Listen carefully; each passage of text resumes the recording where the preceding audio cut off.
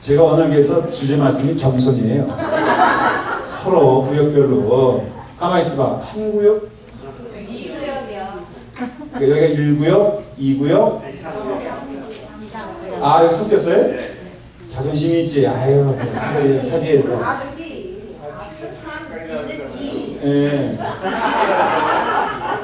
저 뒤에도 3구역이에요? 저기 처자들?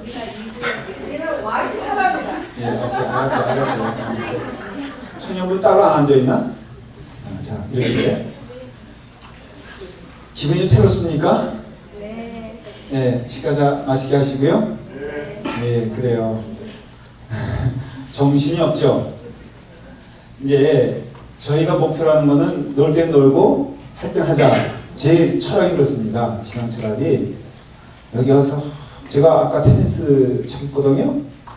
제가 이고준 장로님 어디 계셔? 야, 이고준 장로님 저분이 장로님의 인격이 아니야. 얼마나 후려치는지. 지구는 못 사는 분. 그래서 이제 결국은 장로님하고 저하고 먹고 이삭이하고 그 누구지? 봉석이. 예? 봉석이요, 봉석. 봉석이. 이삭이는 대학교 선수랍니다. 저희가 6대1로 이겼어요.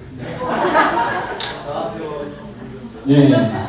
아, 그때 아주 장로님이 그 장로님 파트너가 누구였다고요? 그 얘기를 하고 싶은 거예요. 자, 예. 그래서 놀 땐 놀고 저도 얼굴 좀 탔잖아요. 지금은 제가 부탁하기엔 시계 좀 주세요. 1시간만 제가 사용을 할게요. 길인가? 한 30분 할까요? 네. 벌써 이거 벌써 이게 안 돼요. 누가 대답했어요 그럼? 저쪽에서. 그래서 딱 제가 정해진 시간까지만 하고 1분도 안 남기고 제가 끝내고요. 그 다음에 또 뭐 하죠? 예, 장기자랑 하고. 그랬으면 우리 교회는 그런 성격을 가졌으면 좋겠어요. 놀 때 놀고 할 때 하자. 이게 공부 잘하는 학생의 그 특징 아니겠습니까? 그래서 오늘은 이제는 지금부터는 은혜를 좀 받으려고 해요. 성경 책 가져오신 분들. 아니 이번에 이 얘기하려고 했어요. 안 가져오셔도 괜찮다. 얘기를 하려고 했어요. 오늘은 수련회니까 그냥 안 가져오셔도 괜찮다. 제가 다 읽어드린다. 뭐 이 얘기를 하려고 했지. 가져온 거 칭찬하려고 하는 마음이 추억도 없었습니다.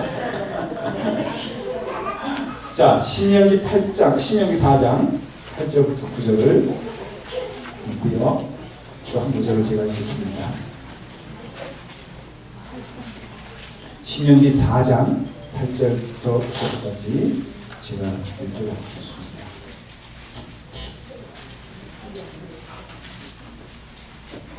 구약성경 266페이지입니다. 이게 좋죠. 함께 우리 읽으시면 좋겠습니다. 오늘 내가 너희에게 선포하는 그와 같이 그 규례와 법도가 공의로운 큰 나라가 어디 있느냐? 오직 너는 스스로 삼가며 힘써 지키라. 그리하면 내가 눈으로 본 그 일을 잊어버리지 말라. 내가 생존하는 날 동안에 그 일들이 네 마음에서 떠나지 않도록 주시라. 너는 그 일들을 내 아들과 내 손자들에게 하라. 잠언 4장 23절을 읽도록 하겠습니다. 잠언 4장 23절입니다. 914페이지에 구약에 있습니다. 함께 읽으시면 감사하겠습니다. 다 같이 함께 읽도록 하겠습니다. 모든 지킬 만한 것 중에 더욱 내 마음을 지키라. 생명의 근원이 이에서 나느니라.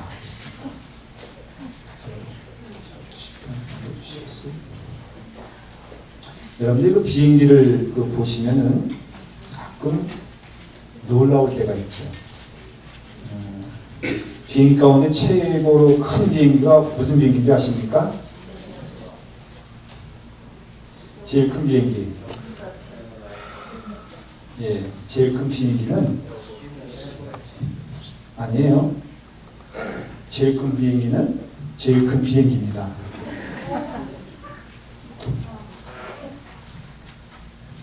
아직 무슨 얘기인지 못 알아들으셨죠? 제일 큰 비행기는 제일 큰 비행기. 근데 비행기를 이렇게 보면 말이에요. 이게 그 착륙할 때 보면은 굉장히 그 비행기가 큰 비행기가 내려가지 않습니까? 그러면은 아주 부산하게 움직이는 게 있습니다.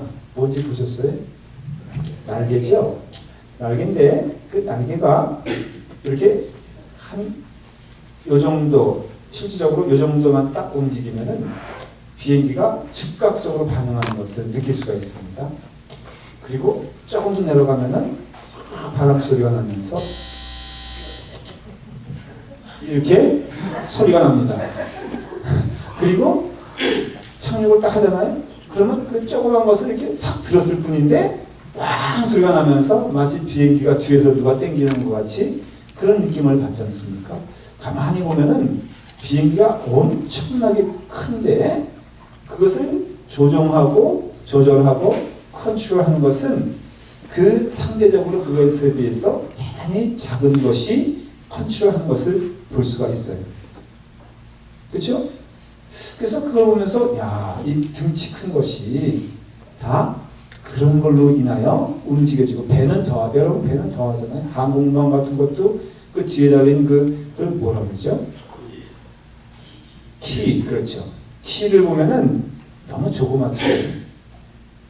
근데 모든 그 진리가, 그러니까 그 창조물 아니면 피조물의 어떤 그 모습들이 그러한 것을 알 수가 있어요.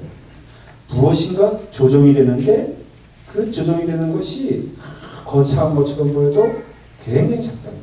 누가 그랬든가, 나폴레옹 부인이 그랬든가, 누가 그랬든가, 세상은 나폴레옹이 움직이지만은 나폴레옹을 움직이는 것은 나폴레옹 아닌가? 그 비슷한 얘기 한 사람 있죠? 모르세요? 그럼 나폴레옹으로 가세요. 그냥.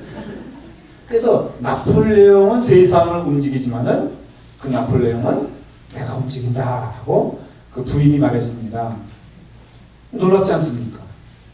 그래서 이와 같이 오늘 이 말씀을 통해서 깨닫게 되는 것은 모든 지킬 만한 것 중에 잠언 얘기예요. 더욱 내 마음을 지키라. 생명의 근원이 이에서 남으니라. 그렇게 말씀했어요. 신명기 오늘 읽은 말씀에 보면은 오직 너는 스스로 삼가며 내 마음을 힘써 지키라 그랬어요.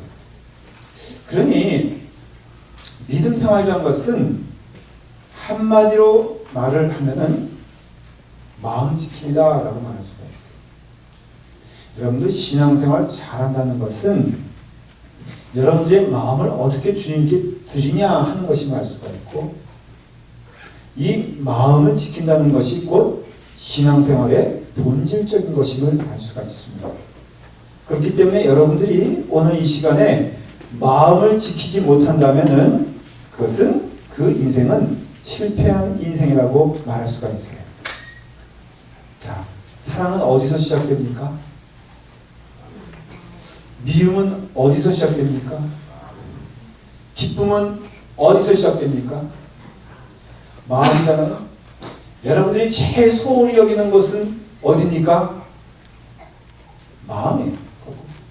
그래서 우리가 오늘 이 시간에 제가 이것을 굳이 표현하자면은 마음의 별이다 이렇게 말할 수가 있어요. 그러니까 성경에서 강조하는 내용을 별이라고 했을 때 성경에서 굉장히 강조하는 내용이 무엇이냐면은 마음이다라는 것이에요.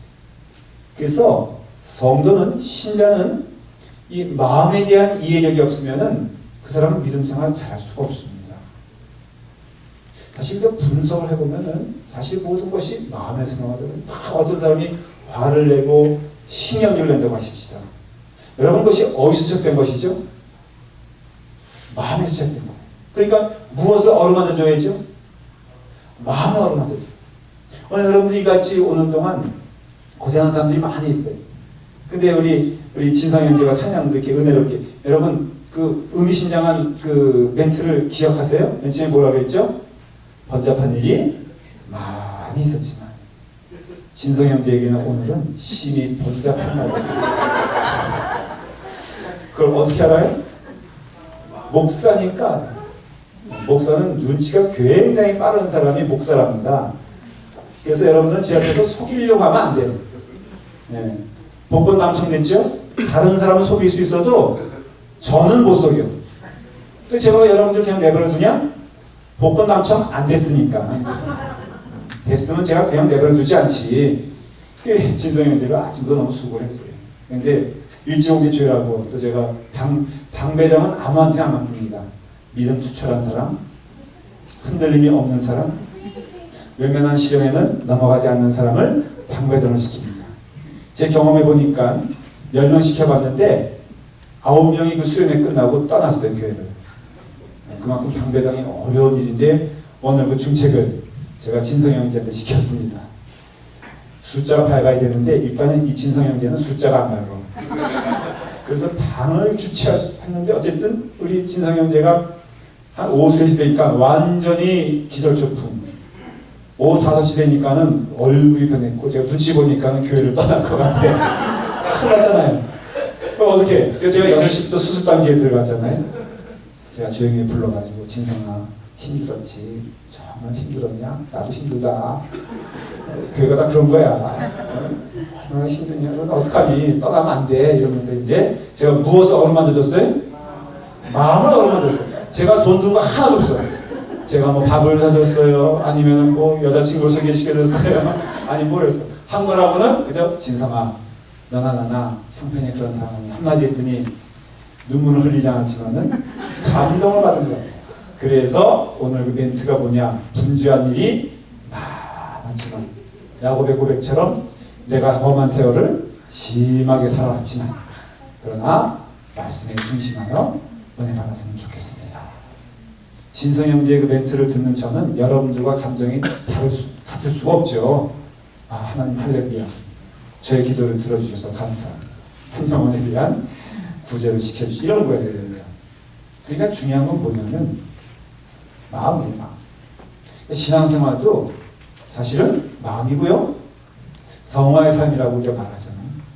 구원받은 다음의 삶을 성화의 삶이라고 해요. 그래서 이게 굉장히 중요합니다. 여러분 구원받는 것은 대단히 은혜로 아주 순식간에 어떻게 보면은 쉽게 받는 게 은혜입니다. 근데 은혜를 간직하는 게 어려워요. 그런 원리가 그렇습니다. 모든 게 그렇잖아요. 무엇을 취하는 것은 막 힘을 내서 순간적으로 열심을 내서 할 수가 있는데 근데 그것을 간직하고 지키는 일은 대단히 어렵습니다. 결혼식 하는 건 쉬워요, 어려워요? 결혼식 어렵다 하긴 제가 줄에 섰는데 한 친구는 이게 여자는 덤덤해. 근데 남자는 그렇게 눈물을 흘리는 거예요. 저러다가 쓰러지지 했는데 결국은 쓰러졌어. 얼마나 감격스럽고 영광스러운 일이에요. 그런데 여러분 결혼식은 잠시지만 그 결혼에 대한 것을 지키는 일은 너무 힘든 것을 알 수가 있어요. 그래서 우리가 그 결혼 생활을 하는 것은 어떻게 보면은 저는 이렇게 확신합니다. 지금 50세 넘어까지 결혼 생활 유지하며 어쨌든 간에 이렇게 삶을 살아가는 것, 함께 누군가 같이 간다는 것은 참으로 하나님의 놀라운 축복이라고 저는 믿습니다. 제가 50살이에요. 그러니까 이와 같이 그런 것을 보게 되었을 때 성화의 삶은 한마디로 말하면요 마음의 삶이다 생각하면 돼요. 성화의 삶은 뭐냐? 착한 일을 한다 이게 아니에요. 성경에서는 성화의 삶, 너가 신앙적인 삶을 살아간다라고 했을 때 그 신앙적인 삶을 살아간다는 그 뜻은 뭐냐면은 마음을 들여 하나님께 영광 돌리는 삶을 살라 이거예요. 그 마음에서 시작해서 마치 보잉 747이 그 조그만 키 뒤에 날개를 통해서 이리도 가고 저리도 가는 것처럼 겉으로 보기에는 무엇인가 행동이 나오고 무엇인가 우리가 이렇게 나가는 것처럼 보이는 그 내용에는 깊은 곳에는 뭐가 있는 거예요? 마음에서 시작되는 것이 있고 그래서 신자는 그 마음을 잘 지켜야 돼요. 여러분 그 마음과 영혼과의 관계를 좀 우리가 좀 이해를 해야 됩니다. 하나님의 형상은 뭐라고 말할 수가 있습니까? 쉽게 말하면 영혼이라고 말할 수 있어요. 그러니까 우리가 말하는 영혼이 뭐라고요? 하나님의 형상이라고 그냥 단순히 이해하셔도 무방합니다. 근데 영혼은 볼 수 있습니까? 없습니까? 영혼은 볼 수가 없습니다. 그래서 성경에서는 영혼에 대하여 말을 많이 하는데 정작 신자들에게 영혼에 대하여 물어보면은 말을 할 수 있는 사람들이 거의 없어요. 여러분 영혼이 무엇인지 사실은 말할 수 있어요? 물어보면 대답할 수 있겠습니까? 우리 주일학교 다니는 애들이 요즘 어때요? 당돌한 질문들 많이 하죠? 인생이 고달파요. 이런 애들도 있어요. 어떤 애는 저한테 편지를 썼는데 주일학교 어떤 애를 자기가 사모하는데 그 아이는 자기에게 눈길도 주지 않는다는 것이. 이 일을 어떻게 할 것이냐라고 하면서 저에게 상담을 해왔어요. 제가 어떻게 하고 그걸. 근데 이와 같이 이제 애들이 질문할 수 있잖아요. 여러분 영혼이 무엇입니까? 라고 물어보면은 영혼은 어디 있습니까? 라고 물어보면은 여러분들은 답하기 어렵습니다. 그러면은 대체 영혼을 얘기하면서 왜 마음을 얘기해야 되느냐? 마음은 볼 수 있습니까? 마음은 볼 수 있어요? 영혼은 볼 수 있습니까? 마음은 볼 수 있습니까? 대체 볼 수 있는 것이 뭡니까? 우리에게. 자, 마음은 볼 수가 있어요. 그 이유는 여러분 제가 여러분들을 사랑하는 걸 알겠어요? 이것도 심각해지네. 여러분들 목사가 여러분들을 사랑하는 걸 믿습니까? 저쪽 구요 어디요? 네. 오늘 밤 편히 주무실 기하다. 여러분 우리는 마음에 대해서 얘기할 수가 있어요. 그렇죠? 한번 한준장님이 저를 사랑하신다고 말해보세요. 그냥 말해보세요. 사랑합니다. 네. 느껴집니까? 아니, 느껴져요? 안 느껴져요? 여러분들? 제가 물어보잖아요. 안 느껴지죠? 그러니까 이 사람은 가짜다니다. 자, 나타나잖아요. 그렇죠? 저는 죄송해요. 그냥 예를 드는 거예요. 이런 답이 나올 줄 저는 알고 있었어. 자, 여러분 이렇게 누가 나에게 사랑한다고 했을 때 그것을 우리는 느낄 수 있어 없어요? 근데 봤다라고 물어보면 대답할 수 없잖아요? 근데 우리는 느낄 수 있죠. 마음은 느낌에 대한 거예요. 그러니 볼 수 있냐? 라고 물어보면 그냥 단순하게 말하면 볼 수 있다 없다? 볼 수 있다라고 말하는 것이죠. 그래서 마음은 쉽게 표현하면은 영혼의 거울이다 이렇게 말해요. 마음은 영혼의 투사다 이렇게 말해요. 그러니까 영혼이 있냐라고 물어보면 답할 수 없지만은 마음을 보면은 그 사람이 뭘 할 수 있어요? 영혼을 알 수가 있어요. 근데 마음조차도 우리 장로님이 저에게 사랑하신다 그랬잖아요. 여러분들은 그걸 딱 들으면서 저건 아닌 것 같아 라고 대답했잖아요. 그렇죠? 저는 근데 어떻게 느꼈어요? 사랑한다고 느꼈어요. 뜨거운 눈빛을 봤으니까. 자, 그러니 어떤 하나에 대해서도 이 사람은 저렇게 말을 하고 저 사람은 이렇게 말할 수가 있잖아요. 그러면 한준 장로님이 저를 사랑하는 거를 누구나 알아? 예? 목사님이 알아? 아니 목사님도 몰라요. 하나님만 아시고 두 번째 누가 아냐면 한 장로님이 아는 거예요. 인생에 있어서 모른다는 답은 없습니다. 젊은 친구들 뭐 이렇게 저기 물어보면 몰라? 그럼 뭐예요? 몰라 그러면 모르는 게 아니라 귀찮아 이런 뜻이에요. 그러니까 여러분들이 예를 들어서 야 너 저기 그 집에 있는 키 그 어저께 어디다 놓냐? 그러면 알아. 근데 2층에 있어 올라가기 싫은 거야. 그럼 그럴 때 2층에 있어 이렇게 말하지 않습니다. 뭐라 그래요? 몰라 그렇게 말해요. 그러니까 모른다는 것은 귀찮아 그런 뜻이에요. 그러니 뭐 우리 젊은 친구들 많이 하는 게 목사님 제가요 저 사람 좋아하는 원래 공인된 애인인데 어느 날 청량구에 젊은 멋있는 청년이 들어왔어. 그러면 헷갈리기 시작하잖아요 자기 마음이. 그럼 이 상담이 들어오잖아요. 그러면 이렇게 물어봅니다. 목사님 요즘요 제 마음을 제가 모르겠어요. 한 번도 저한테 그런 말을 해본 적이 없거든. 그전에는 모른다고 말한 적이 없는데 어떤 핸섬한 청년이 들어오니까 갑자기 모른다는 여학생들이 마구 쏟아지는 거예요. 그게 뭐예요? 이미 마음이 흔들린 걸 말하는 것이죠.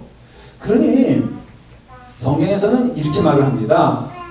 마음은 영혼의 투영, 쉽게 말하면 영혼의 거울인데 그 마음을 먼저는 하나님이 하시고 너희가 한다 이거예요.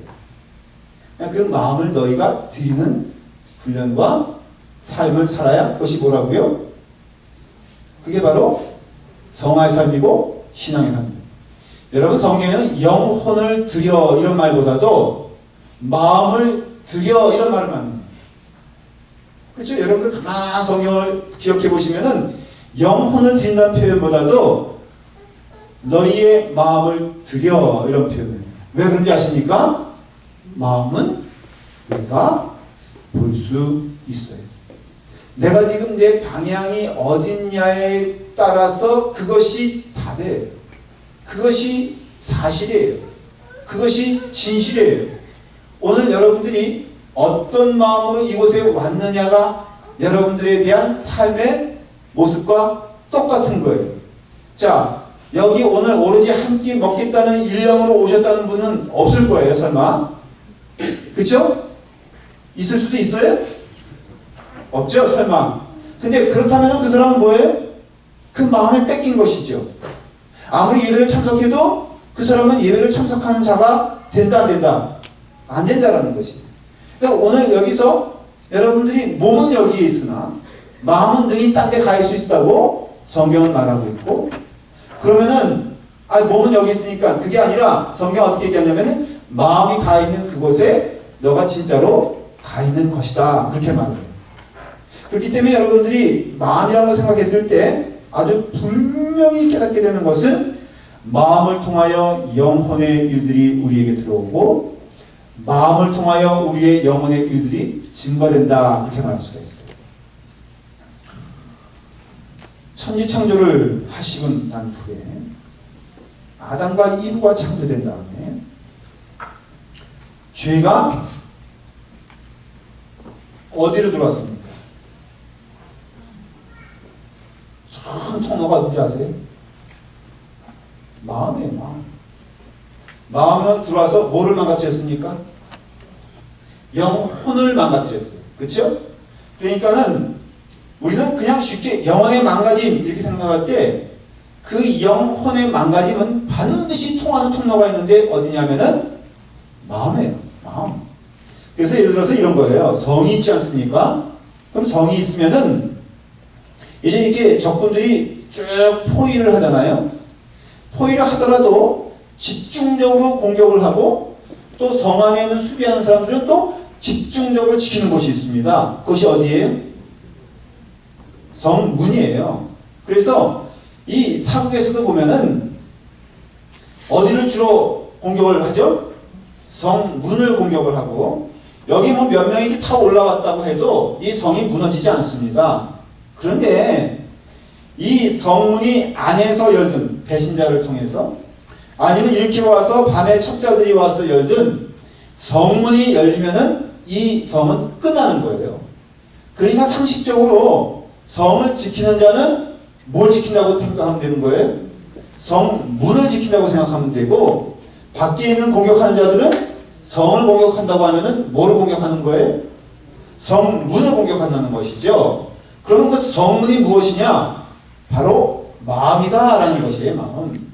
그러므로 여러분들 영적인 의미에서 사탄이 아주 치열하게 우리를 공격한다고 하십시다. 여러분 육신의 공격이 무섭습니까? 우리의 마음을 흔드는 공격이 무섭습니까? 라고 물어보면 성경은 마음을 흔드는 공격에 대하여 여러분들이 대비하고 준비하고 훈련하고 땀을 흘려야 된다고 말하고 있어요.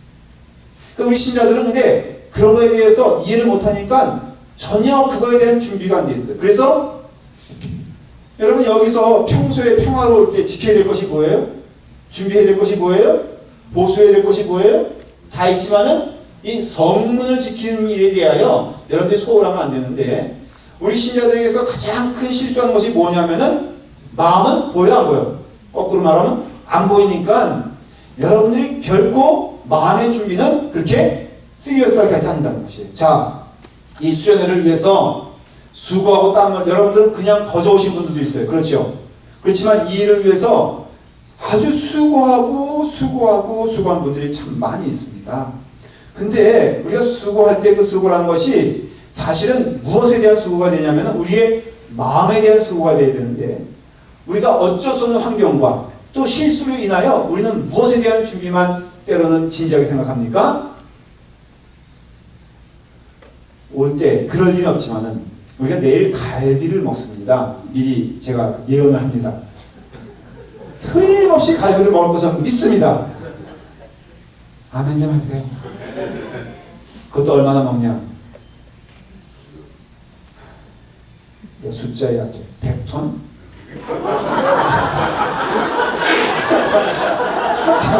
이러면 안 되는데 100톤이면 왜 100톤이면 왜 안 되는 거예요? 하나님의 말씀에 능치 못함이 없느니라. 믿음이 약하다요. 100톤 주시면 어떡할 거야? 그 100파운드에다가 100톤이라고 쓰면 되잖아. 그렇죠? 뭔 얘기는 만일에 100파운드를 들고 오는데 50파운드를 교회에 두고 왔다. 근데 그것도 목사님에게 맡겼어. 50파운드 목사님 거 가져가세요. 근데 내가 너무 말씀 준비에 열중하다 보니까 너무 영적인 일에 몰입하다 보니까 육적인 일을 완전히 잊어버리고 50파운드를 두고 왔어. 여러분들은 저를 죽이려고 그럴 거예요? 살리려고 그럴 거예요? 에이 참 권사님 굶어봐요. 그래도 이렇게 먹고 사니까 지금 이렇지. 아마 여러분들 3분의 2는 김노희 목사 앞에 있을 분이 아니다. 파송해 주시오. 세상에 수련회 오는데 50파운드 고기를 두고 오는 목사님이 세상에 어디 있습니까? 라고 흥분할 사람들이 꽤 많을 거예요. 근데 제가 기도하지 않았다고 뭐라 그러는 사람 한 사람도 못 봤어요. 기도했어요? 제가 했지. 어저께 좀 일찍 오신 분들이 있어요. 저도 좀 일찍 왔어요. 근데 본인들은 너무 잘 노는 거예요. 잘 노면서 저를 시끄럽게 보면서 목사님 말씀 준비하셔야 되는데 말끝마다 그래. 목사님 공부하셔야 되는데 그래서 나도 이거 어이가 없어가지고 이건 아니죠, 그렇죠? 그러니까 우리가 이렇게 보면은 교회에서 너무 외향적이고 이건 제가 좀 우스갯소리를 얘기했지만은 정직하게 말을 하면은 오늘날의 교회에 많이 고민되는 게 이 부분이고요. 신자들에게서 고민되는 부분이 이 부분이고 마음은 엉망이야. 마음은 먼지가 아주 그게 끼어도 그게 낄 수가 없어. 마치 오븐을 10년 동안 안 닦아가지고 그냥 완전히 오븐과 때가 한 몸이 되어 떨어질 수 없는 존재가 되기까지 여러분들 마음은 어때요? 저는 이것을 도전하고 싶은 거예요. 모르겠어요. 제가 지금 우리 교회 온 지 1년도 안 됐어요. 근데 여러분들이 저의 목회 방향에 대해서 어떻게 생각할지 모르겠지만 저는 초지일관한 게 있어요. 겉과 속이 다르지 말아요. 그거 다 안다 이거예요. 모른 척할 뿐이지 여러분들 유치하게 이렇게 하는 거 제가 알겠어 모르겠어요. 여러분들이 그렇다는 게 아니라 예를 들어 말하면은 저 또한 마찬가지예요. 저도 여러분들에게 유치하게 목회하고 싶지 않아요.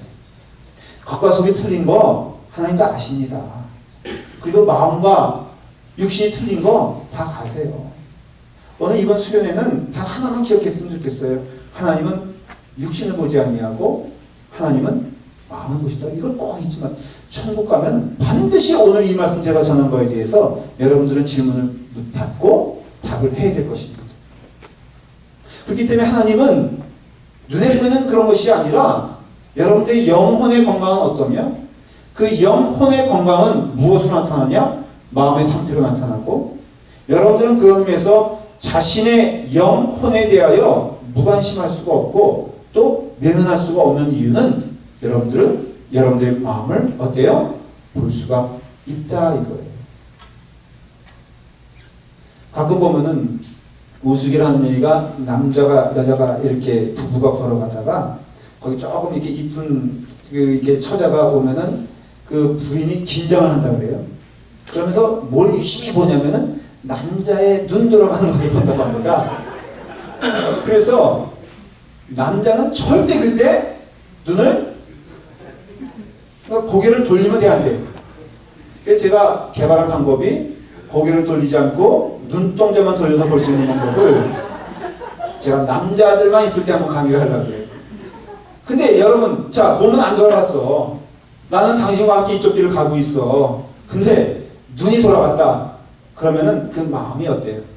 이미 절로 간 거잖아요. 그러니까 우리가 신자들에게 있어서 제가 지금부터 계속 강조하는 내용이 뭐냐면은 보석같이 빛나는 것은 마음이 되어야 되고, 신자의 아름다움은 마음이 아름다운 것을 뜻하며, 여러분들의 영혼이 맑다, 여러분들의 영혼이 아름답다, 우리 라팔마 교회가 참 귀하고 아름다운 교회다라고 했을 때 그 아름답고 귀하다고 하는 교회의 뜻은 뭐냐면은 여러분들의 영혼이 맑은 것을 말하며, 그 영혼이 맑다는 뜻은 여러분들의 마음이 맑다라는 것이에요. 마음이 아름답다라는 것이에요. 어떤 것이 우리에게 오게 되었을 때 여러분들의 마음을 볼 수 있는 능력과 힘이 있어야 되고 깨달아야 돼요. 오늘 오면서 사실 객지에 이렇게 많은 인원이 나오면요, 제가 경험상 보면은 많이 혼란스럽습니다. 그래서 이럴 때는 자기 마음에 있는 그 표출되는 것들이 굉장히 본능적일 때가 많이 있어요. 짜증이 나고 힘들 때도 있잖아요. 근데 그럴 때 정말 교회의 실력이 발휘된다는 것이죠. 교회의 아름다움은 그럴 때 발휘된다는 것이죠. 그게 뭐예요? 마음의 아름다움 아니겠어요?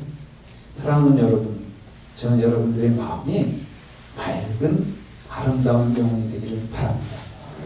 그게 바로 하나님이 기뻐하시는 하나님의 형상이 회복되는 과정이 아니겠어요? 저는 그렇게 믿어요. 하나님의 형상이 회복된다. 그게 구원받은 자의 삶이랬는데, 대체 성화의 삶이랬는데 그게 뭐냐라고 물어보면은, 한마디로 누군가 제게 물어본다면은, 대답을 원한다면은 이렇게 말하고 싶어요. 여러분들의 마음이 하나님 보시기에 아름다운 사람이 되는 겁니다. 그러면 여러분들의 마음이 아름다워지면은 자연적으로 나오는 게 뭐예요? 여러분, 아름다운 마음에서, 아름다운 그 생각에서 거친 언어가 나올까? 그 광고에서 그런 광고가 나온 적 있어요. 담배를 끊자 이건데 정말 흉악한 광고. 여러분 혹시 보신 적 있어요? 아름다운 그 여자의 그 사진, 그러니까 그 영상이 나오다가 그 사람이 담배를 피우는 순간 이는 누런 이가 나오고, 이런 거 보신 적이 있죠? 그건 정상이 아니잖아요. 여러분, 아예 그 사람이 추한데 추한 말이 나오면 이해가 돼. 근데 아름답다고 하는데 그 입에서 거친 말이 나오면 대단히 당혹스럽잖아요. 이 당혹스러움을 하나님이 가질 수 있다는 것을 아셔야 돼요. 시편 136편 1절에 할렐루야 내 영혼아 여호와를 찬양하라 이렇게 말하잖아요.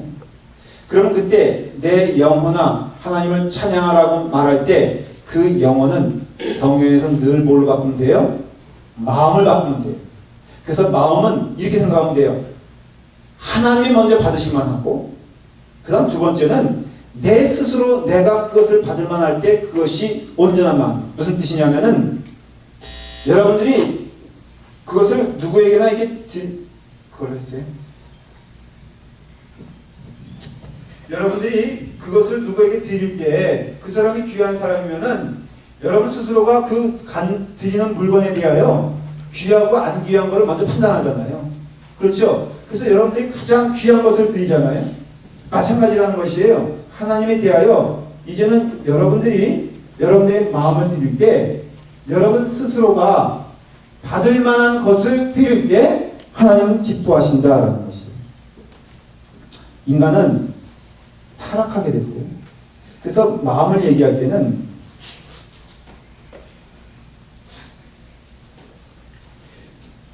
오늘은 제가 교리적인 거기 때문에 조금 교리적으로 설명을 더 할게요. 그러니까는 좀 쫓아오시면 감사하겠어요. 제가 여러분들에게 좀 이렇게 부탁을 드리면서 말씀드릴게요. 타락한 마음이 있고요. 인간에게는 중생한 마음이 있죠. 그렇죠? 이거에 대한 구분을 여러분들이 하시면은 이해가 좀 빠릅니다. 그리고 여러분들 상태가 어떤지를 깨닫게 됩니다. 여러분들 하나님의 은혜 가운데 있다가 벗어나서 아담과 이브가 선악과를 먹음으로써 그 삶이 파괴가 됐다. 그렇게 이해를 하잖아요. 그때 그 삶이 파괴됐다 했을 때 아주 크게는 성경에는 세 가지를 말합니다. 파괴된 것을. 무엇이 파괴되느냐라고 물어볼 때 답을 하면은 첫째는 지성이 파괴가 됐어요. 지성. 지성이라는 것은 우리가 그냥 뭐 1, 2는 알아요. 제가 아는데 잠깐 좀 헷갈렸어요. 쉬운 걸로 할 거야. 3 더하기 4? 네? 7. 이 본전도 못 받는 거 이거. 이게 지성이 아니라 이거예요. 그러니까 한마디로 말하면 뭐 그런 거 아는 것이 지성이 아니라 무엇이 옳은 것인지, 무엇이 그른 것인지, 무엇이 소중한 것인지, 무엇이 별로 소중하지 않은 것인지를 아는 능력을 지성적 능력이라 말해요. 부인이 후배일 가다가 사고가 났어. 근데 그 차가 이틀 전에 새로 뽑은 차야. 아니 그 얘기 말고 이렇게 하십시다. 딜러에서 차를 받았어. 그래서 정문을 나섰는데 팡 하고 누가 받았어. 아니 자기가 받았다고 하십시다. 그럼 전화를 하잖아요 남편한테 여보 나 오늘 차 뽑았잖아. 그렇지 차 뽑았지. 근데 여보 내가 그 차 박았어. 그러면은 남편은 뭐라고 말을 해요? 네? 이것은 모범답안이고 현실은 뭐 차를 말이야 어떻게 운전했길래 내가 조심하라고 했잖아. 응? 그 차가 얼마인 줄 알아? 이런 것은 지성적으로 문제가 있다 없다. 문제가 많다 그래요. 많다. 왜냐면은 귀한 게 뭐예요? 생명이요? 천하보다 귀한 생명을 하나님이 내게 주신 것이 부인이거든요. 그러면 속은 쓰리지. 얼마나 차가 아까워. 근데 그때 뭐라고 말해야 돼요? 여보 차는 또 생기면 되는 거지. 여보 당신 괜찮아? 허리는 안 다쳤어? 얼마나 많이 놀랬을까.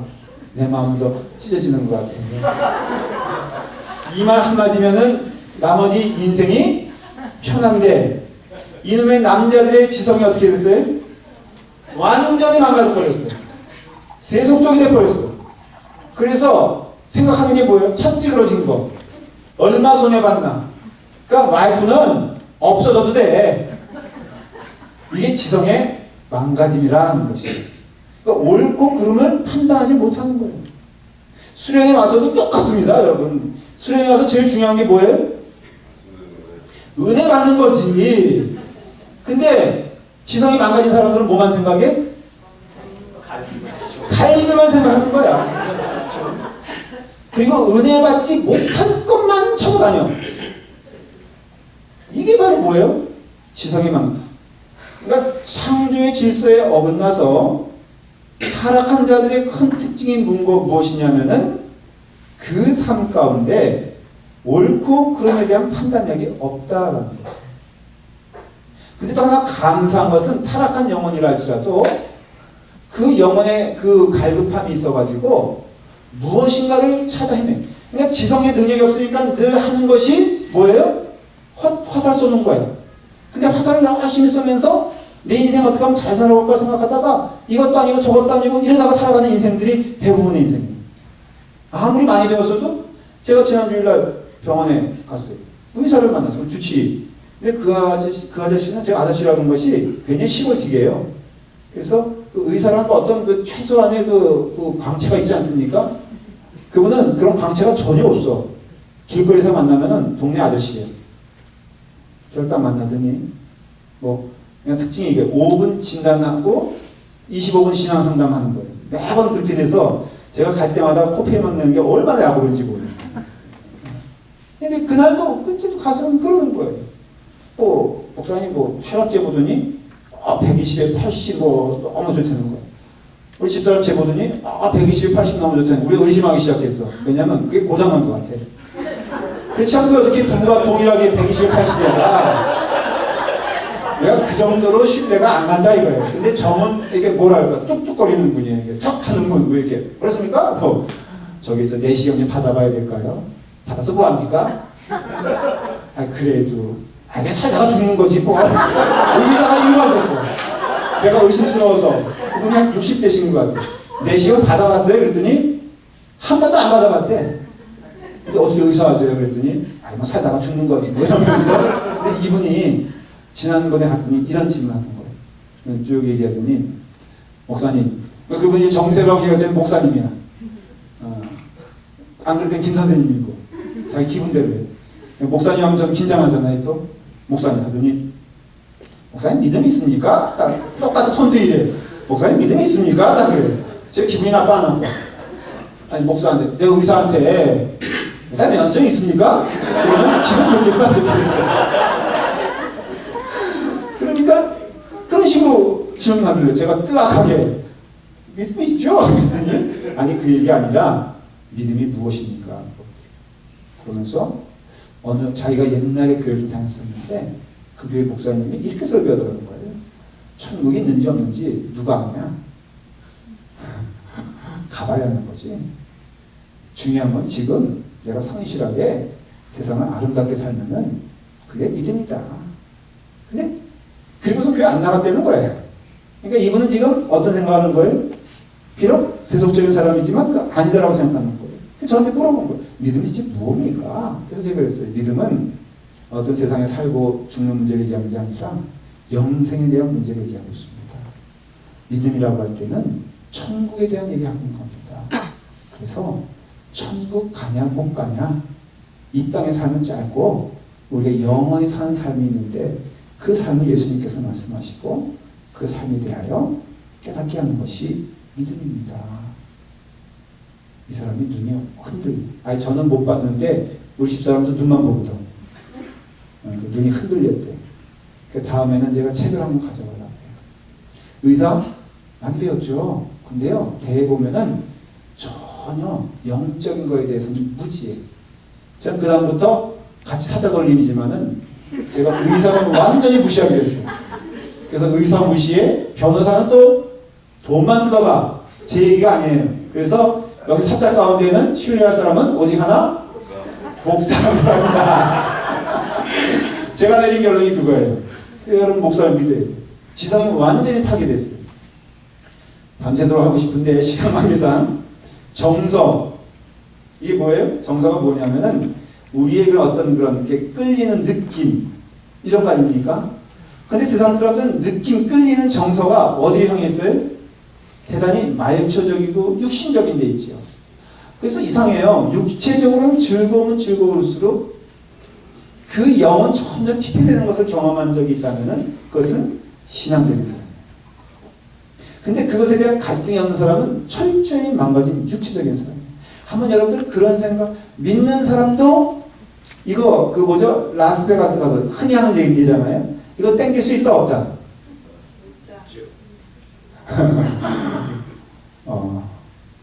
있어? 믿는 사람 이거 할 수 있어 없어요? 그러면 목사는 할 수 있어 없어? 그래요? 정말? 어때요?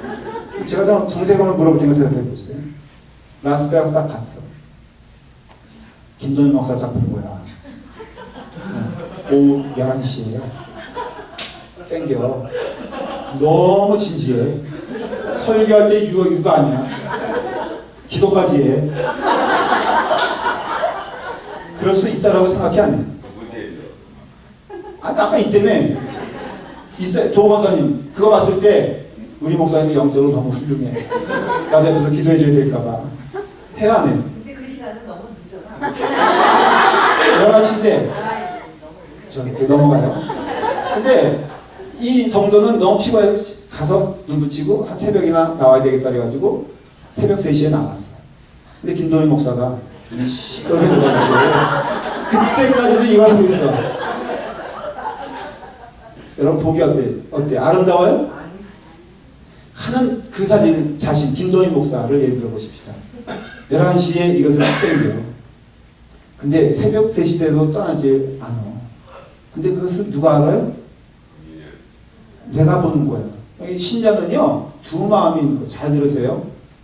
세상적인 사람은 한 마음을 가지고 삽니다. 그래서 뭐가 없어요? 갈등이 없어요. 그런데 신자는 무슨 마음을 가지고 살아? 두 마음을 가지고 살아. 사도 바울의 고백 아니에요? 오호라 나는 곤고한 사람이로다. 내 안에 한쪽은 육신의 법을 따르고 또 한쪽은 영혼의 마음의 하나님을 따르지 않는 이게 신자의 특징이거든요. 신자는 참 어려운 겁니다. 늘 두 가지를 놓고선 우리가 보는 그런 상황까지 가요. 결단을 해서 신자에게는 결단의 순간이 많아요. 오히려 불신자들에게는 결단이 필요 없어. 왜? 정서적으로 끌리는 대로 가면 되니까. 그렇죠? 그러니까 우리는 그런 얘기가 얼마나 많은지 몰라요. 어저께 있었던 분, 최동관장님 수박을 샀는데 수박을 또 이렇게 떨어뜨리더라고요. 그래서 이거 쏘리 하면서 캐시어한테 가니까 캐시어가 입을 깎아줬어요. 왜? 떨어뜨렸으니까. 그 얘기 들은 오늘 한 교인은 나도 깨뜨릴까봐 그 짓 했다가는 진짜 우리가 호텔에서 나가야 됩니다. 근데 우리는 그럴 때 웃으면서 두 마음이 생기잖아요. 하면 돼, 안 돼. 이런 생각이 생기잖아요. 그렇죠? 근데 세상적인 사람은 어떻게 생각해요? 어떻게 하면 더 깰 수 있을까? 이걸 연구하잖아요. 갈등 없이. 그냥 두 마음이라는 게 그런 거예요. 또 얘기를 들을 수 있죠. 아까 제가 들어오기 전에 사인을 해달라는 거예요. 저한테 제 책임자니까 이렇게 보니까 이 사용료인데 사용료가 딱 500불이 되어 있는 거예요. 근데 내 기억에 아니거든? 900불이거든? 그러니까 이 친구가 하루치만 가져온 것 같아. 제가 목사니까 물어봐서 안 물어봤어. 물어봤죠. 이거 다냐? 그러니까 하루치냐고 물어보면 또 들통나니까. 하루치냐고 물어보니까 내일 게 또 있나? 이거 찾아보면 어떡해. 그래서 이게 다냐? 그랬더니 이게 달걸? 그래. 정말 다냐? 그랬더니 달 거다! 그래. 그러면서 사인해라 그래요. 그 사인만 하면 끝이 아니야. 끝이죠. 근데 내 마음에 갑자기 두려움이 몰리기 시작했어요. 내일 어떻게 할까? 이거 어떻게 할까? 전 지금도 기도 중에 있습니다. 여러분 어떻게 하면 좋겠어요? 어떻게 하면 좋겠어요? 우리 한번 투표해 보십시다. 끝났으니까 땡이야? 근데 그 친구는 디렉터가 아니야. 매니저가 아니고 바이스 매니저 같아요. 그러니까 이 친구는 내가 생각해 잘 몰라. 근데 하나님의 은혜지. 어쨌든 사인하라고 했으니까 끝났으니까. 고민이에요. 그래서 제가 일주일 동안 기도해보고 상황을 보려고 그래요. 이런 거예요. 신자에게는 두 마음이 있지만 불신자에게는 한 마음이 있어요. 그리고 한 마음이 좋은 쪽으로 가는 것이 아니라 어떤 쪽으로 가요? 자기를 망가뜨리는 쪽으로. 그래서 신자는요, 나쁜 짓을 해도, 아까로 돌아가면 라스베가스에서 오전 3시까지 땡기고 있는 모습을 누가 누굴 봐요? 김도민 목사가 김도민 목사를 보면서 불쌍해져야 되는 거예요. 그리고 떠나야 되는 거예요. 이건 누가 시켜서 하는 것도 아니고, 여러분들이 봐서 안 봐서가 아니라 반드시 신자에게는 두 마음이 있습니다. 저는 그걸 믿어요. 믿는다는 뜻은 뭐냐면, 여러분들 어떤 때 보면 목사 보기에 참 답답한 행동할 때가 꽤 있어요. 그리고 속상할 때가 있어. 저러면 안 되는데. 근데 제가 웬만해서는 말을 하지 않습니다. 그건 제가 인내하는 게 아니라 믿는 거예요. 뭘 믿는 거예요? 저 사람이 참된 신자라면은 두 마음을 가지고 얘기하는 거거든요. 그리고 반드시 이 자리를 떠나면은 그 사람은 빠른 시간 안에 돌아와서 신자의 마음으로 얘기할 것이다. 좀 기도하며 대화. 저의 간절한 눈빛을 보신 적이 있으시나요? 보시길 바랍니다. 자기 옆 사람과 함께 내 눈빛을 보세요. 인사를 하셨으면 좋겠어요. 내 눈빛을 좀 보세요. 그래요. 지금 제가 집중적으로 마음에 대해서 얘기를 하잖아요. 근데 여러분 고개를 끄덕거리시는 분들이 꽤 많아요. 동의하시죠? 그렇죠? 여러분들의 마음이 두 마음이 교회가 그래서 저는 그런 의미에서는 두 마음이 있어 때론 좀 시끄러워도 두 마음이 있어 온전한 길을 선택할 수 있는 축복을 주셨다면 저는 그것이 하나님의 축복인 줄 믿습니다.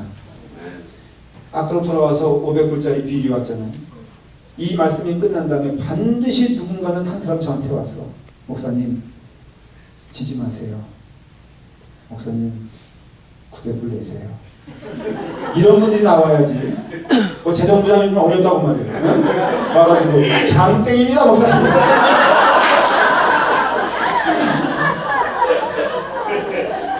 이러면은 저도 돈이 아껴서 좋으니까 어쩌면 이런 실수할 수도 있어요. 용서하세요. 장로님 권사님 말씀 듣고 보니 하나님의 음성인 줄 알고 저도 갈등했었는데 그래요. 500분을 내고 가십시다. 그렇지만은 그것이 하나님의 뜻이 아니에요. 또 제가 정말 구원받은 목사라면, 아니 여러분들이 구원받은 신자라면 동일한 마음이 있어요. 찝찝함이. 실수할 수 있어요. 그래서 마음과의 두 마음이 질 수도 있어요. 그러나 졌을 때는 찝찝한 마음이 생겨야 되고, 거기서 이겼을 때에는 승리의 창가가 우리 교회 가운데 임해야 돼요. 여러분들은 어느 길을 택하시겠어요? 저는 우리가 쫄딱 망해도 올바른 길이면 그 길을 갔으면 좋겠어요. 우리 교회 예를 들어서 미국 교회 관계도 마찬가지죠. 여러분 미국 교회 쫄딱 망했으면 좋겠어요? 아니면 부흥했으면 좋겠어요? 이게 참 미묘하죠. 저는 말로는 부흥했으면 좋겠다 그러는데 내 마음 한구석에는 저거 부흥하면 큰일 나는데 저러다가 이거 쓰겠다고 저거 쓰겠다고 시설 때문에 싸우고 뻔하거든요. 그렇죠? 저거 터지면 원래 사람이 싸우게 돼 있는 거예요. 아, 그러면은 어떤 상황이 벌어지나 하는 생각이 들어서 내가 이불은 페리 목사님 정말 당신의 목회가 부흥하길 바랍니다. 그렇지만 또 새벽기도 가서는 주여 너무는 말고 적당하게 부흥시켜 주시옵소서. 이런 두 마음이 늘 사람 가운데 있다는 거예요. 그러니까 정직한 고백이에요. 말로는 옆에 교회가 뭐 부흥하면은 같이 시작했어. 뭐 너무 큰 교회 말고 옆에 같은 사이즈의 교회가 있는데 그 교회 목사님이 너무너무 막 부흥을 하는 거야. 그러면은 제가 가서 축복의 기도를 해달라고 그럴 거 아니에요. 이제 그런 거 올 거 아니에요. 그럼 가서 해줄 때 말로 하지만은 속으로 두 마음이 있을 수 있다 없다? 그 인간이라는 것이. 제가 그렇다면은 모르겠어요. 여러분도 그렇지 않나요? 여러분도 똑같은 마음이 아닐까요? 정서적으로 여러분 신자가 아닌 자들은 한 곳을 향하여 달려가기 때문에 갈등이 없지만 정서적으로 여러분들이 신자이기 때문에 구원받은 자이기 때문에 여러분들에게 두 마음이 있고 갈등하는 게 있고 그것에 지면은 마음이 찝찝해야 되고 그것에 이기면은 마음이 기뻐야 되는 게 신자의 마음이다라는 거죠. 그래서 저희 교회는 뭐 어떻게 해야 돼요? 손해봐도 좋아요. 심지어는 어떤 억울한 일이 생겨서 그럴기를 바라지 않지만은 정말로 극단적으로 공원 가서 예배 드린다. 여러분들 쫓아오실래요? 안 오실래요? 그런 상황도 있을 수 있잖아요. 공원 가서 예배 드리면 유찬영 선생님 오실래요? 안 오실래요? 가요? 말은 쉽죠? 비바람이 내려. 올 거예요? 우산 쓰고? 오케이. 눈보라 치면 저런 분을 하나님이 칭찬해 주시는 것이다 라는 것이에요. 오직 이 수련 동안은 우리 권사님을 보면서 그거예요. 그 다음에 세 번째 제가 지성을 얘기했고요. 첫 번째 정서를 얘기하고 망가진 거 이게 다 나중에 회복되어야 될 거기 때문에 기억하셔야 돼요. 세 번째는 뭐예요? 의지가 망가졌어요. 그래서 아담이 타락한 이후에는 그 의지가 망가졌기 때문에 의지가 없는 거예요. 의지는 뭐냐면은 순종이거든요. 순종이라는 건 뭐냐면 하나님께 대한 순종하는. 그러니까 하나님께 순종하려면 뭐가 필요해요? 의지가 필요해요. 아주 쉽게 얘기하면은 여러분들 하나님을 기쁘시게 하는 일은 반드시 거기에는 내 육신에 반하는 것이기 때문에 뭐가 필요하면은 결단이 필요해요. 자, 아침에 일어나는데 몸이 피곤해? 더 자고 싶어. 이거 의지가 필요합니까? 필요하지 않습니까? 필요하지 않아요. 그렇죠? 그냥 그대로 하면 되는 것이에요. 자, 누구를 내 마음 가운데 막 이렇게 흠잡고 싶고 내가 막 이렇게 그 욕을 하고 싶어. 그러면은 그것은 의지가 필요해? 의지가 필요하지 않죠. 이것도 의지가 필요하나? 그러니까 우리가 우리 가운데 순종하려면 의지가 필요한데 특별히 하나님께 순종하기 위해서는 절대적인 의지가 필요한 것이에요. 근데 망가지면은 그래서 망가진 사람들에게 대부분 특징을 보면은 뭘 볼 수 있냐면은 이게 의지가 없어요. 세상적으로도 보면은. 그래서 이것도 좋고 저것도 좋고 그리고 늘 중심이 뭐냐면 자기야. 그래서 의지가 약한 사람들 아니면 의지가 잘못된 사람들의 특징이 뭐냐면은 그 의지의 방향을 어디다가 트냐고 하면은 자기 자신에게 튼다 이거예요. 그래서 창조 가운데 타락한 사람들의 특징 가운데 그 지성은 망가졌고 그 다음에 그 정서는 무너졌으며 그 다음에 그 의지가 완전히 망가졌다는 뜻은 결국은 하나로 말하면 철저하게 그것은 뭘 말하냐면은 자기 중심적인 사람이 되었다라는 것을 의미하는 것이에요. 그럼으로써 성경은 그 의지와 정서와 지성을 도합해서 세상 사람들의 특징을 뭐라고 말하냐면은 만물보다 거짓되고 심히 부패한 것은 마음이다. 에레미야서 17장 9절에 분명히 말해요. 이건 저와 좀 쫓아오시고 제가 좀 설명을 드리고 말씀을 마치려고 해요.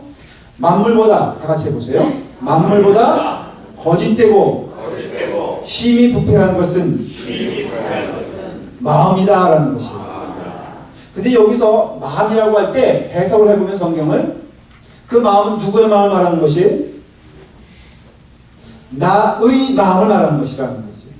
그러니까 이 세상에 내 입장에서 보면은 가장 만물에서 거짓되고 심히 부패한 것은 누구의 마음이다? 나의 마음이다 라는 것이에요. 그래서 여러분 나의 마음에서 모든 불행이 시작되고요. 나의 마음에서 모든 행복이 시작되는 것이에요. 그러니까 성경적으로 해석하면은 신자는 그 마음이 내 마음이 신자의 마음으로 되면은 그 삶이 행복해요, 안 행복해요?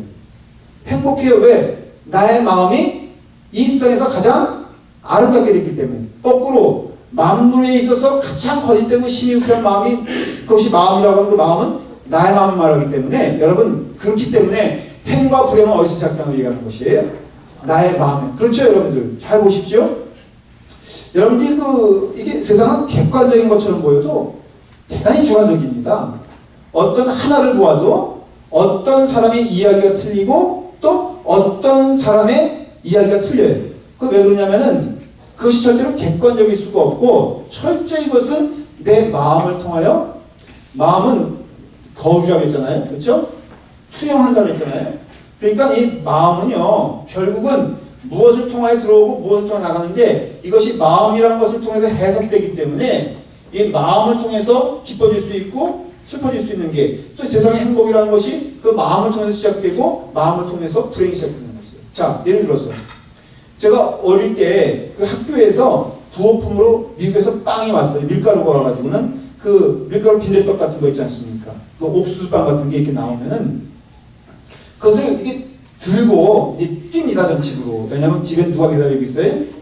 어머님이 기다리고 있어요. 그럼 어머님은 프라이팬에 제가 올 때쯤 되면은 달달달 이렇게 온도에 맞춰가지고는 그 다음에 그 식용유에 쪽쪽 뿌리고서는 기다리고 있어요. 그러면은 제가 오면은 그것을 절반 이렇게 슬라이스를 쫙 해요. 그래서 얻어온 자는 누구야? 나요. 벌어온 자도 나니까 절반을 짝짝 해서는 절반은 제가 먹고 절반은 나머지 식구가 먹어요. 그렇기 때문에 그 맛을 아는 저는 달려오는 동안 행복할까 안 행복할까? 행복하지 뭐 안 행복해. 반 뺏기니까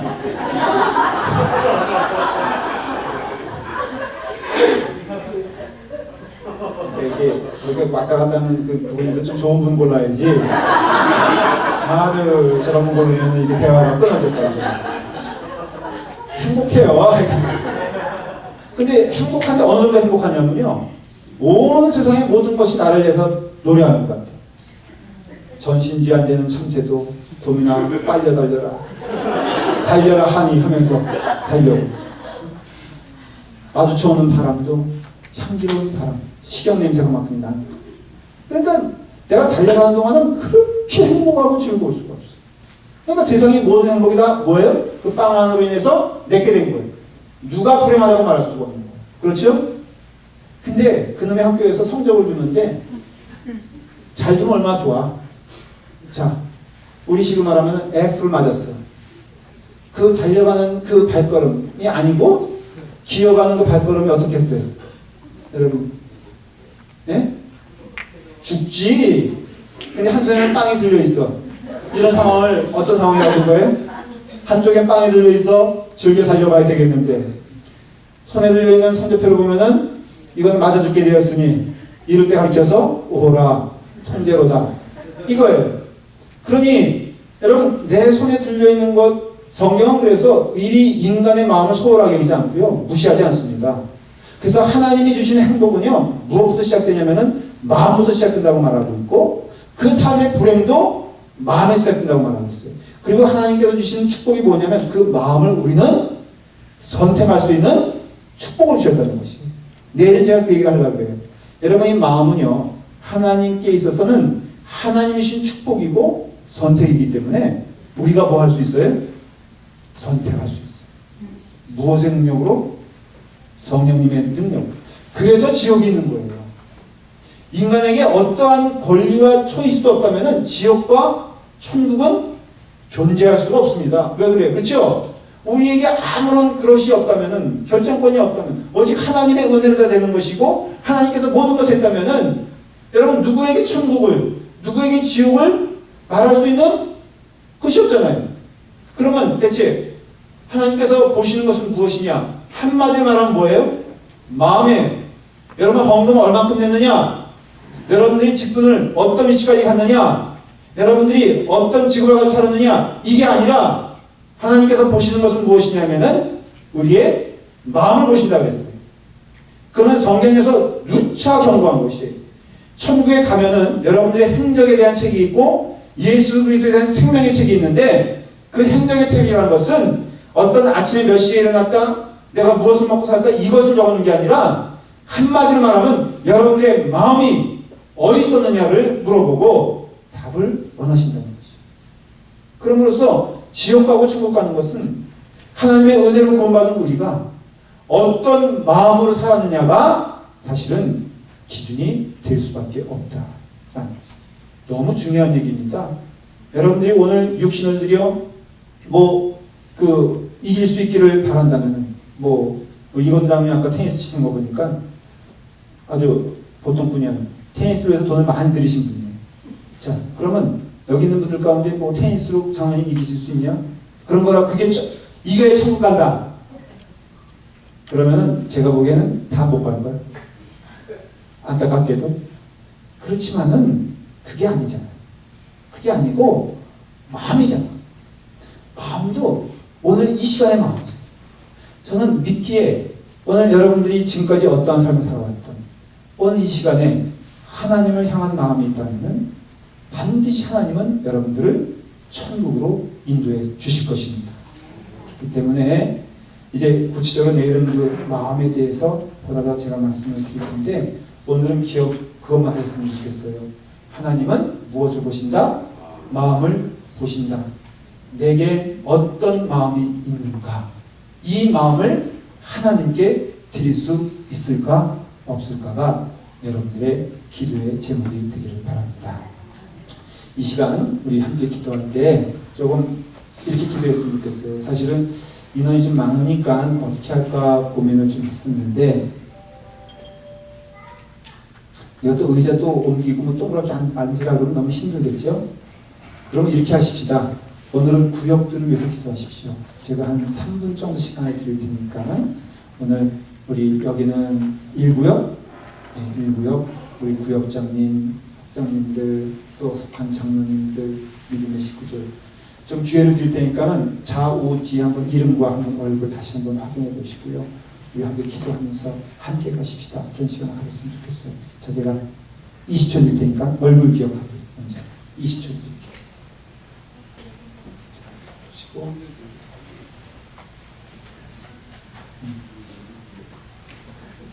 그래서 함께 기도할 때 주여 우리 아파트교회의 마음을 아름답게 하여 주시옵소서. 우리 구역의 영혼들이 마음이 아름다운 영혼 될 수 있도록 인도하여 주시옵소서. 하나님께서 우리에게 마음을 주장하여 주시옵소서. 하나님께서 축복해 주실 것을 믿습니다. 다 같이 함께 기도하시겠습니다. 사랑과 내가 충만하신 아버지 하나님께서 오늘 이 시간 우리에게 마음을 허락하여 주시니 감사합니다. 아버지 하나님 주의 말씀하시는 것 오늘 우리에게 주신 귀한 마음을 하나님께 드릴 수 있도록 인도하여 주시고 아버지께 드릴 수 있도록 인도하여 주시며 아버지 하나님께서 주신 귀한 은혜의 축복을 통하여서 우리의 마음이 하나님께 나아갈 수 있도록 하나님께 우리의 마음을 들려줄 수 있도록 하나님께 우리의 마음을 생각할 수 있도록 인도하여 주시기를 바랍니다. 사랑과 은혜가 충만하신 아버지 하나님 우리를 불러주시고 인도하여 주셨소서. 허락하신 하나님의 말씀을 통해 하나님의 말씀을 통해 우리에게 허락하신 그 마음을 주님께 드릴 수 있도록 인도하여 주시옵시고 성화의 삶을 통하여 하나님께 우리의 마음을 드림으로써 우리의 마음을 정갈하게 하시고 우리의 마음을 아름답게 하시며 우리의 마음의 주의 은혜 가운데 합당한 영혼이 될 수 있도록 인도하여 주시기를 원하옵나이다. 우리에게 주신 영혼, 우리에게 허락하신 마음을 주님께 드리오니 주님께서 들어서 주님께서 아름답게 하시고 주님께서 축복하여 주시기를 원하옵나이다. 사랑하님 도와주시옵소서, 인도하여 주시옵소서, 축복하여 주시옵소서. 하나님의 영광이 드러나는 이 교회가 될 수 있도록 인도하여 주시옵시고 이번 수련을 통하여서 하나님을 향한 신자의 마음을 갖게 하시고 하나님을 향한 신자의 마음을 통하여 우리의 마음이 늘 주님과 함께 동행할 수 있도록 인도하여 주시기를 원하오니 성령님께서 역사하시는 그런 교회가 될 수 있도록 하나님께서 축복하시는 그런 교회가 될 수 있도록 인도하여 주시기를 원하옵나이다. 주님 우리를 붙잡아 주시옵소서, 인도하여 주시옵소서.